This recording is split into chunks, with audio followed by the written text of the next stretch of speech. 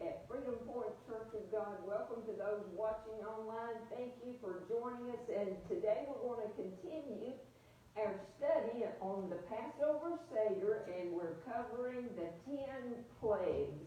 Last week we didn't have time to cover the first 4 plagues, so I'll just touch on it in review. The first plague, you remember, is dam, is the Hebrew word, which is blood in English. The water of the Nile River was turned into blood. The Egyptians worshiped the Nile River as a god, a little g. And so this first plague, turning the Nile River into blood, was a direct attack and judgment upon the little g, the god of the Nile River that the Egyptians worshiped. So the god Hapi, H-A-P-I, was believed by the Egyptians to be the spirit of the Nile. And the god Khnum, K-H-N-U-M, was believed to be the guardian or the protector of the Nile and provided protection for the Egyptians. And then the god Osiris, O-S-I-R-I-S, was a god that they believed had the actual Nile River running in his bloodstream. Can you imagine worshiping pagan idol gods like this? But by turning the water into blood, God was showing them that he had total power, total authority over the little g, the little gods of the Nile. The second plague, Sephardia, which is frogs, is our English word. The Egyptians worshipped the frog god Heket, H-E-K-E-T, and they believed this god to be the goddess of fertility. So the god Heket, on all of the stone idols that were chiseled out, and then all of the paintings of this frog god, always pictured this god to be having the head of a frog.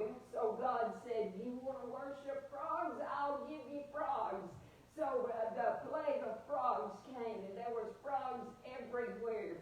They couldn't, every step they took, they stepped on frogs. Everywhere they went, there was frogs, frogs, frogs. Then the third plague was Kneem, which is lice. The Egyptians worshipped creeping things, crawling things like lice. So God brought a plague of lice upon man and upon their animals in order to judge these false gods of Egypt. The fourth plague, Arod, which is wild animals or beasts. The King James Version, you remember we learned last week, says swarms of flies. In Exodus chapter 8, verses 20 through 21, God said, I will send swarms of flies upon thee, and the houses of the Egyptians shall be full of swarms of flies, and also the ground. And notice the ground whereon they are.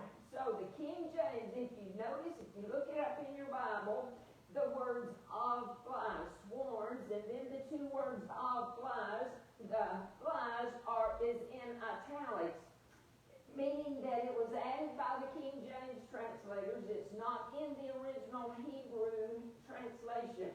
The Hebrew simply says swarms. So Jewish rabbis say that the Hebrew word for swarms, which is arod, describes ground crawlers and insects of every kind, snakes, scorpions, crocodiles. So swarms of flies, that the King James added flies, was a plague of all kinds of creeping things, especially crocodiles. So God was bringing judgment on the Egyptian god Sobek, S-O-B-E-K, who was considered by the Egyptians the crocodile god. And so, why would the King James translators just add words like flies instead of correctly translating it swarms like the Hebrew? I don't know. You remember I gave you a review last week about the two different words for serpents that the King James translators translated differently. When Moses was at the burning bush, and God told him to throw down his rod, and it became a serpent. And then God told Moses to pick that serpent up by the tail, and it turned back into his rod. That Hebrew word serpent is nahash. Oh, but then in Exodus chapter 7, where Aaron's rod, when they were standing before Pharaoh, and God commanded Moses to tell Aaron to throw down his rod turned into a serpent, and the magicians of Pharaoh did the same thing. Their rods turned into serpents, but what happened? Aaron's rod swallowed up the magician's serpents. And so this Hebrew word for serpent is tanin, which means, do you remember? Crocodile. So why would the King James translators translate the same word serpents, but it's two different Hebrew words, and they translated it serpents, they translated it snakes, when one of the Hebrew words doesn't mean snake at all, it means crocodile. So you have to be careful. You want a translation to be as accurate as possible to the original Hebrew, because we can't read Hebrew. Oh, I wish we could. But think about it, the very first line, do you remember? I told you the very first line in your King James Bible, Genesis chapter 1, verse 1, the King James translators translated it incorrectly. The very first line, in the beginning God created the heaven and the earth, is what the King James says. But the Hebrew is Bereshit, which is in the beginning. Bereshit, Elohim, Bara, Shamayim, Eretz. In the beginning, Bereshit, Elohim, God, Bara, created, Shamayim. The King James says heaven, but the Shamayim, the Hebrew word, is plural. In the beginning, God created the heavens, plural, and the earth. You remember? How many heavens are there? 3. Paul said, I knew a man about 14 years ago, whether in the body or out of the body, I cannot tell. Such a one called up where? Into the 3rd heaven, which is the very heaven of heavens, the very paradise of God. So, the very first line in your King James Bible is translated incorrectly.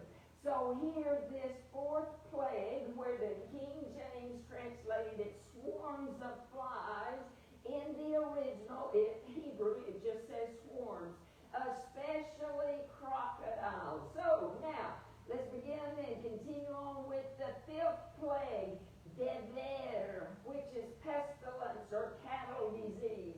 Exodus chapter 9, verses 2 through 3.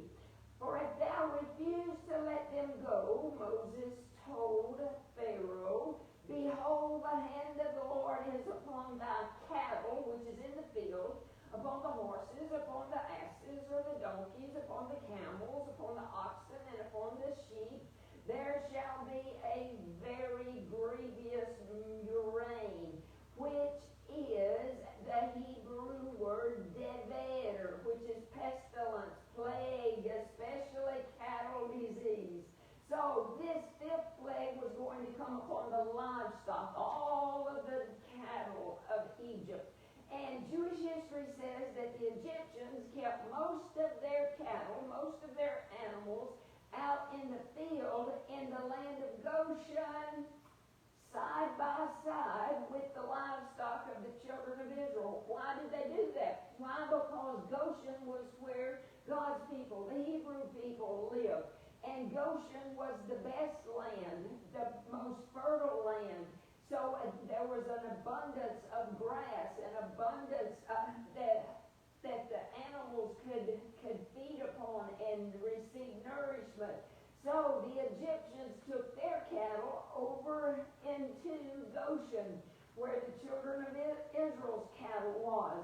So when this plague against the livestock came, the animals owned by the Egyptians, the Jewish rabbis record that the Egyptians' cattle fell down dead out in the fields while standing right next to the livestock of the children of Israel. They were unharmed, and so there they was, the children of Israel's livestock, their sheep, their cows. They kept right on grazing while the Egyptians' cattle dropped dead all around the children of Israel's cattle. Think about it. Think about it. This plague was a judgment just upon the Egyptians' cattle. And why? Because they worshiped the goddess Hathor, Hathor, which the Egyptians thought to be the mother goddess in the form or the likeness of a cow, which is the symbol of fertility to the Egyptians. So God was saying, you want to worship cows? All your cows are going to drop dead, while all of the cows and all of the sheep and all of the livestock of the children of Israel, they're not going to be harmed. But you want to worship this goddess Hathor, then all of your cattle is going to drop dead, because I am the God of all gods, and I have all power over your little god, your goddess Hathor, which they worshipped as a symbol of fertility. And this god was chiseled out of stone in the likeness or the form or the image of a cow. Now the sixth plague, Shekhin, which is boils. Boils. This plague came upon both man and beast, the animals also. God caused these boils to break forth. Exodus chapter 9, verse 9. With blains, the King James says, upon man and upon beasts, upon their animals throughout all the land of Egypt. This word blains in Hebrew, it describes blisters or boils filled with a terrible fever or burning heat. So this plague of blains, blisters or boils, they broke out in sores all over the Egyptians'